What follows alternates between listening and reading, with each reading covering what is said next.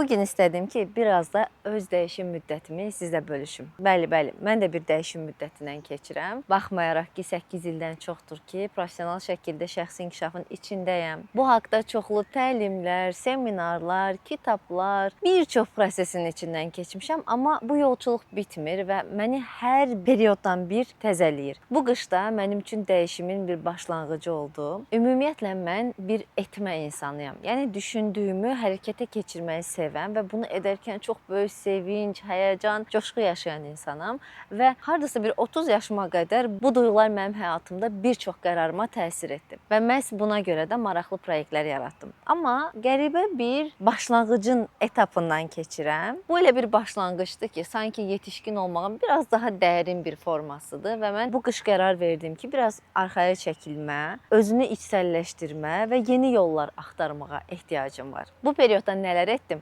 Baxın, hamısını bu videoda paylaşacağam. Bütün həyatımı qarşıma qoydum və baxdım, nələr etmişəm, nələr etsəydim yaxşı olardı, nələr etsəm daha yaxşı olacaq. Bir düşündüm. Həyatıma kənardan baxdım və bunları düşünmək mənə bəzi cavabları verdi. Bu cavabların içində sanki həyatın içində müəyyən qədər vərdişlərimi daha da yaxşılaşdırma ehtiyacı hiss elədim. Bəli, bu zamana qədər var idi yaxşı vərdişlərim, amma sanki mənim xəyalımdakı mənə gedən yolda biraz daha yaxşı vərdişlərə ehtiyacım var idi. Bu qaça-qaçlı həyatın, çox hərəkətliliyin içində bəzi vərdişlərimə yer tapa bilmirdim. Bu dövrdə qərar verdim. Çoxlu kitablar oxuyacağam və açıqcası başda ağlımda bir rəqəm var idi. Özümə çox da böyük hədəf qoymamışdım. 6 kitab oxuyacağımı demişdim və qısa zaman içində 3 kitabı bitirdiyimi gördüm. Amma maraqlı bir anda sanki həyatımın elə indiki anına xitab edəcək bir kitabla rastlaşdım. Bu Atomik Vərdişlər kitabıdır. Bəlkə də bu haqqda çox eşitmisiniz, amma bir də bu kitabı mənim şərhimlə dinləməyinizi istəyirəm. Birbaşa şəxsi inkişaf mentoru olaraq mən bu kitabı həyatıma necə tətbiq etdim və məndə nələr dəyişdi. Öncəliklə onu deyim ki, kitab çox sadə bir dillə yazılıb və hər kəs bunu rahatlıqla oxuya bilər. Sanki kitab birazdan məni oxu deyir və müəllifi James Clear başına gələn bir hadisədən sonra həyatında tapdığı bu yöntəmlə bu kitabı ərsəyə gətirib. Bu hissəsini niyə dedim? Çünki mənə görə kitabı yazan insan birinci o kitabı özü yaşamalıdır.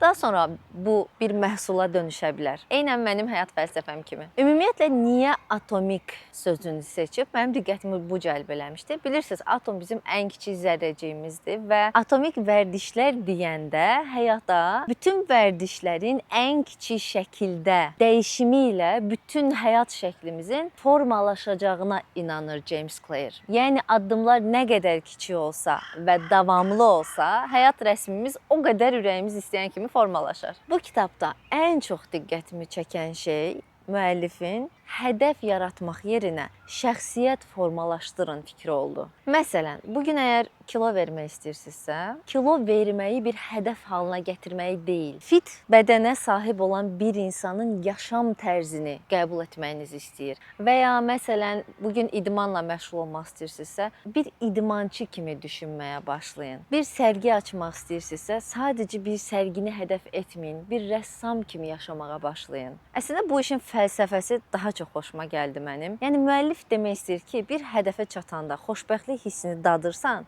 amma orada bir davamiyyət olmur. Davamiyyət üçün bizim şəxsiyyətimizi formalaşdırmağa ehtiyacımız var. Video başlayanda dedim ki, bu il özümə 6 kitab oxumağa hədəf qoymuşdum. Baxın, ta ki bu yazı ilə rastlaşana qədər. Anladım ki, əslində mən oxumaqdan zövq alan biriyəm. Mən daim oxuyan biri olmaq istəyirəm. Mənim üçün sadəcə 6 kitab oxudum, hədəfimə çatdım, özümü təqdir etdim, mükafatlandırdım. Bu durumu yox, əslində bu deyil. Mən oxuyan biri kimi yaşamaq istəyirəm. Mən oxuyan insanların ətrafında olmaq istəyirəm. Sanki bu biraz həyat fəlsəfəsidir. Çox eşidirik ki, yazda artıq yayın gəlişini düşünən və sırf yaya özünü hazırlayan xanımlar, bəylər idmanla başlayırlar məşğul olmağa, qidalarını birdən azaldırlar. Hədəf yayda arıq görsənmək olur, hədəf tətillər olur, amma həm bəzən buna çata bilmirik, həm də bu qalıcı olmur. Çünki orada daha dərin bir fəlsəfə, daimi fit bir vücuda sahib olmaqdır. Bunu edən insan yaz gələrkən qaça-qaçlı şəkildə yaya hazırlaşmır. O zaten bu müddət ərzində də gözəl bir vücuda sahib olmuş olur. Hətta bəzən bu şəxsiyyət xəstəliyyət kimi baxdığımızda biz neqativ hallarda görə bilirik. Bir insan özü haqqında bir xəstəlik diaqnozunu eşidəndə artıq özünə o cür xəstə kimi baxır. Məsələn, mən şəkərəm deyən insan artıq özünü xəstə kimliyində görür. Onun davranışları ona uyğun olur, onun söhbətləri ona uyğun olur, getdiyi ortamlar bəzən ona uyğun olur. Sanki şəkərəm düşüncəsi o qədər hüceyrələri ilə qəbul olunur ki, həmin insan tərəfindən. O özünü normal insan kimi deyil də, fərqli insan kimi görür və özünü müəyyən sağlam düşüncələrdən təcrid edir. Bəlkə də sadəcə bədəni o an diabet xəstəliyini təcrübə edir. Bu şəkildə baxanda özümüzünküləşdirmirik. Gəlin görək, bizim nə qədər özümüzlə bağlı müsbət inanclarımız, nə qədər mənfi inanclarımız var. Əgər özünüz haqqında deyirsinizsə, mən yolu yaxşı yadımda saxlamıram. Növbəti dəfə yolu yaxşı yadınızda saxlamaq üçün bir ideyanız olmur. Çünki özünüzü elə qəbul etmisiniz. İnsan özü haqqında nə düşünürsə, o həyatı da yaşayır. Vərdişlərin təməlində ona qədər olan inanc sistemimiz var. Əgər mən arıqlamaq istəyirəm deyirəmsə, bu an özümü bəyənmirəm. Bu an özümü qəbul etmirəm. Bu anki halımla barışıq deyiləm və bu halım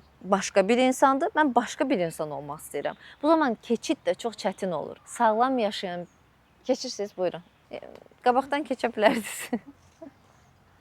James Clear deyir ki, dəyişim 3 cür olur. Sanki soğan qabığı kimi düşünsək, ən üst qatında nəticənin dəyişməsidir. Biraz içəri hissəsində prosesin dəyişməsidir. Ən içəri hissəsində isə şəxsiyyətimizin, yəni kimliyimizin dəyişməsidir. Hədəf qoyduğumuz zaman biz hansısa bir nəticəyə çatmaq istəyirik. Yəni ilk üst qatı dəyişdirmək istəyirik. Məsələn, bayaq dediyim o 3 aya sahib olacağınız bədəni, 5 kitab oxumağı və ya tətilə getməyi hədəf halına gətirə bilərsiniz. İkinci dəyişim prosesdir. Bu müddətdə nə edəcəyik? Əgər idmana getmək istəyirsinizsə, idman zalında özünüzə quracağınız bir proqram ola bilər. Arıqlamaq istəyirsinizsə, bir dietoloqa getmək ola bilər. Yəni bu müddət ərzində nələr edəcəyiniz prosesi göstərir. Şəxsiyyət isə özünüz haqqında nəyə inandıqlarınızdır. Yəni mən kiməm? Necə bir insanam? Prinsiplərim nədir? Dəyərlərim nədir? Mənim şəxsiyyətim, mənim düşüncəm, mənim həyat tərzim nədir? Buradakı dəyişim isə daha dərin bir transformasiya yaradır insanda. Mən də özümü xatırladım. Niyə 6 kitab yazmışdım hədəf olaraq? Çünki uzun müddət idi kitab oxuya bilmirdim. Buna zaman tapmırdım. Düşünürdüm ki, 6 kitab oxusam,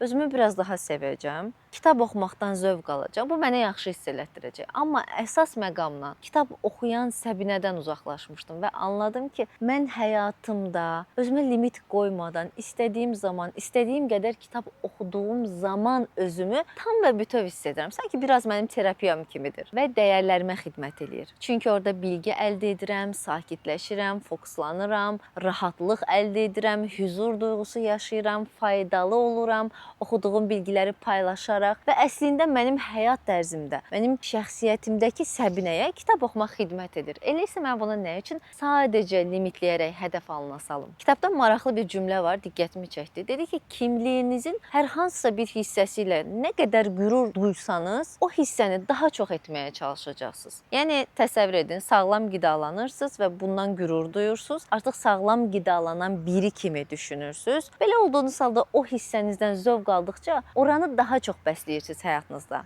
Bir də ən çox bəyəndiyim cümlələrdən biri, necə arıqlayım deyil, sağlam bədənə sahib insan necə yaşayır və bu an nəyi seçərdi? Yeni bir dil öyrənən insan necə davranardı? Məsələn, özünə sahib çıxan bir insan necə davranardı? Ya da insanları şəfalandıran bir həkim necə davranardı? Ya da sinifində şagirdlərini çox sevən bir müəllimə necə davranardı? Bütün bu düşüncələr əslində şəxsiyyətə fokuslu bir düşüncə formalaşdırır və indiki davranışımızda müəyyən edən şey həmin o baxışımızdır. Məsələn, bugün siqaret atmaq istəyirsiniz və bugünə qədər özünüzə siqaret çəkən biri kimi baxmısınız. 2 nümunə izah edir James Clear. Deyir ki, hər iki şəxsə yanındakı insanlar siqaret təklif edir. Birincisinin cavabı, mən hal-hazırda siqaret çəkməyi tərk edirəm cavabı olur. İkincisinin isə, mən siqaret çəkən biri deyiləm cavabı olur. Sizcə hansı daha özünə inanan və daha çox nəticə yaradan birinə bənzəyir? Biri prosesdə olduğunu göstərir, digəri isə özünü artıq bu cür qəbul edib. Mən siqaret çəkən biri deyiləm. Sanki bir növ elan edirsən başqalarına və özünə. O ağlımızdakı şəxsiyyəti formalaşdırmaq üçün bizim əslində sübutlara ehtiyacımız var. Əgər mən bir idmançı kimi yaşamaq istəyirəmsə, mənim idman etdiyimlə bağlı özümə bir meydan oxumağa, özümə bir göstərməyə, sübut etməyə ehtiyacım var ki, bəli, mən bəzən qar yağanda da, soyuqda yağışda, küləkdə, boranda, fırtınada belə idmanımı saxlamıram. Buna zaman və enerji ayırıram. Bunu etdikcə mənim sanki sübut cədvəlimdəki sıralar artır və mənim özümə olan, özümün idmançı olmağıma qarşı olan inancım daha da qüvvətlənir.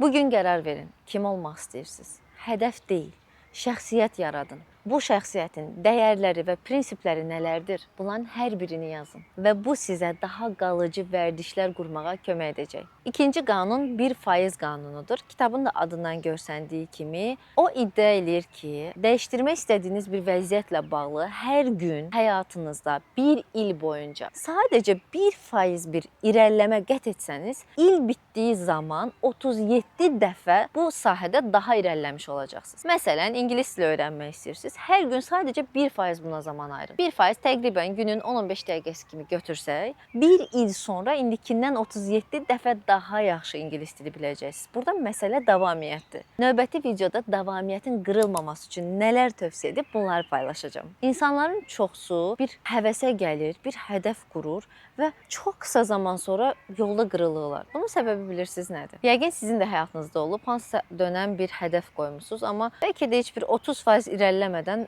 yarıda qalmısınız. Bu insanların əksəriyyətində bu şəkildə baş verir. Bunun sirri indi deyəcəyim nümunədə gizlidir. Hətta mən bu nümunəni oxuyanda doğrudan da zehnimdə wow dedim və düşündüm ki, bir çox insan bunu bilməlidir ki, dəyişimi davam etməyə də motivasiyası olsun.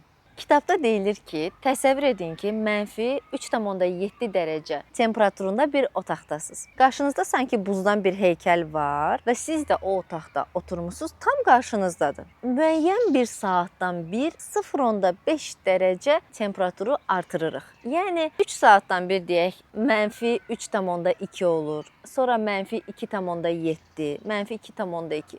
Yavaş-yavaş gəlib 0,5 dərəcəyə çatanda yenə bir dəyişiklik olmur. Yəni siz bayaqdan oturmusunuz, otaqda temperatur artır, amma heç bir şey dəyişmir. Qarşınızdakı buz olduğu kimi qalır. Ta ki 0 dərəcəyə gələnə qədər. Bütün dəyişim o 0 dərəcədən sonra başlayır. Biz də həyatımızda həmin o 0 dərəcəyə gələnə qədər etdiklərimizin nəticəsini görmürük və zənn edirik ki, etdiyimizin heç bir anlamı yoxdur. Nəticə vermədi. Halbuki bəlkə də biz mənfi 3,7 dərəcədəyik, 0 dərəcəyə gələnə qədər ki, prosesdən keçirik və 0 dərəcə olandan sonra keçən hər saatda yavaş-yavaş buz əriməyə başlayır və ondakı dəyişim gözlə görülür olmağa başlayır. Deyəcəksiniz ki, 0 dərəcəyə qədər olanlar boşuna mı getdi? Əsla. O zamana qədər ki, hərəkət 0 dərəcəyə gəlməyə kömək etdi və sanki o hərəkətlər yığılaraq bizi o nöqtəyə gətirib çatdırdı. Yəni boşuna etmədik heç nəyi. Bugün bir ay ingilis dili öyrənin, sanki bir yol qət etmədiyinizi hiss edəcəksiniz, amma 5 ay sonra, 1 il sonra ingilis dilindən nə qədər çox yol qət etdiyinizi görəcəksiniz. Bir xarici turistlə danışanda, başqa ölkəyə səyahət edəndə, danışarkən nitqinizin daha gözəl olduğunu görərkən, əslində siz o 0 nöqtəsindən keçdiyinizi görəcəksiniz.